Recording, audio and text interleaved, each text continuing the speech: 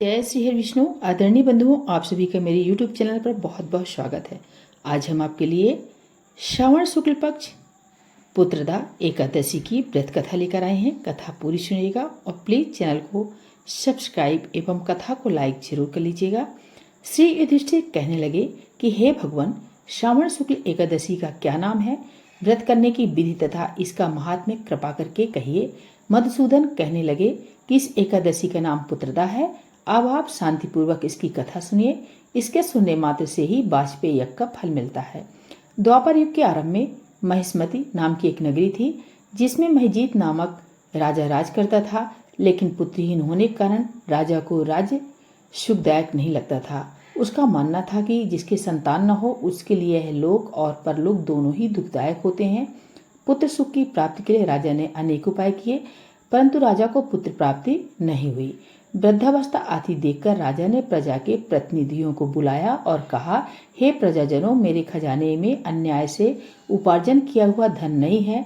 न मैंने कभी देवताओं तथा ब्राह्मणों को धन छीना है। किसी दूसरे की धरोहर भी मैंने नहीं ली।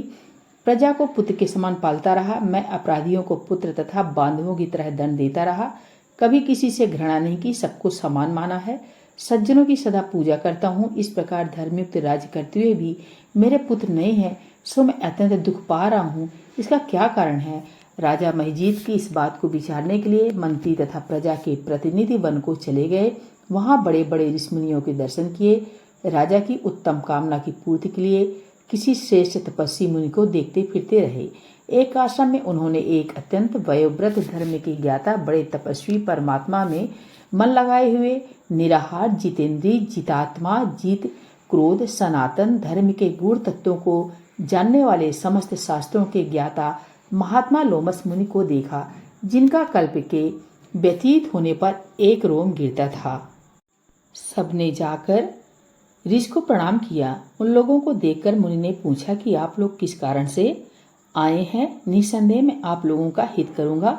मेरा जन्म केवल दूसरों के उपकार के लिए हुआ है, इसमें संदेह मत करो। लोमस इसके ऐसे वचन सुनकर जब सब लोग बोले, हे महर्षि, आप हमारी बात जानने में ब्रह्मा से भी अधिक समर्थ हैं, अतः आप हमारे इस संदेह को दूर कीजिए। महिष्मतिपुरी का धर्मात्मा राजा महिजीत प्रजा का पुत्र के समान पालन करता है, फिर भी वह पुत्रहीन होने के कारण दुखी है। उन लोगों ने आगे कहा कि हम लोग उसकी प्रजा हैं, अतः उसके दुख से हम भी दुखी हैं। आपके दर्शन से हमें पूर्ण विश्वास है कि हमारा यह संकट अवश्य दूर हो जाएगा, क्योंकि महान पुरुषों के दर्शन मात्र से अनेक कष्ट दूर हो जाते हैं। अब आप कृपा करके राजा के पुत्र ना होने का उपाय बतलाएं। यह वार्ता सुनकर ऋषि ने थोड़ी देर के लिए नेत्र बंद किए और राजा के पूर्व जन्म का वृतांत जानकर कहने लगे कि यह राजा पूर्व जन्म में एक निर्धन वैश्य था। निर्धन होने के कारण इसने कई बुरे कर्म किए। यह एक गांव से दूसरे गांव व्यापार करने जाया करता था। एक समय ज्येष्ठ मास के शुक्ल पक्ष की द्वादशी के दिन मध्याह्न के समय वह, जबकि 2 दिन से भूखा प्यासा था, एक जलाशय पर जल पीने गया। उसी स्थान पर एक तत्काल की ब्याही हुई प्यासी गौ जल पी रही थी। राजा ने उस प्यासी गाय को जल पीते हुए हटा दिया और स्वयं जल पीने लगा, इसलिए राजा को यह दुख सहना पड़ा।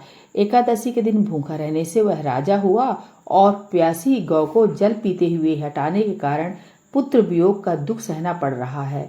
ऐसा सुनकर सब लोग कहने लगे कि हे ऋषि, शास्त्रों में पापों का प्रायश्चित भी लिखा है, अतः जिस प्रकार राजा का यह पाप नष्ट हो जाए, आप ऐसा उपाय बताइए। लोमस मुनि कहने लगे कि श्रावण शुक्ल पक्ष की एकादशी को, जिसे पुत्रदा एकादशी कहते हैं, तुम सब लोग व्रत करो और रात्रि को जागरण करो, तो इससे राजा का यह पूर्व जन्म का पाप अवश्य नष्ट हो जाएगा।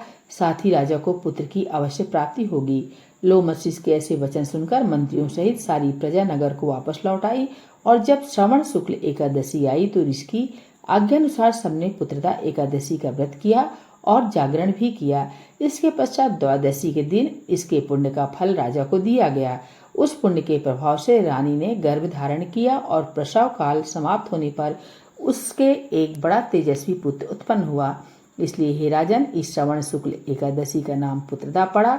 अतः संतान सुख की इच्छा हासिल करने वाले इस व्रत को अवश्य करें। इसके महात्म्य को सुनने से मनुष्य सब पापों से मुक्त हो जाता है और इस लोक में संतान सुख भोग कर परलोक में स्वर्ग को प्राप्त होता है।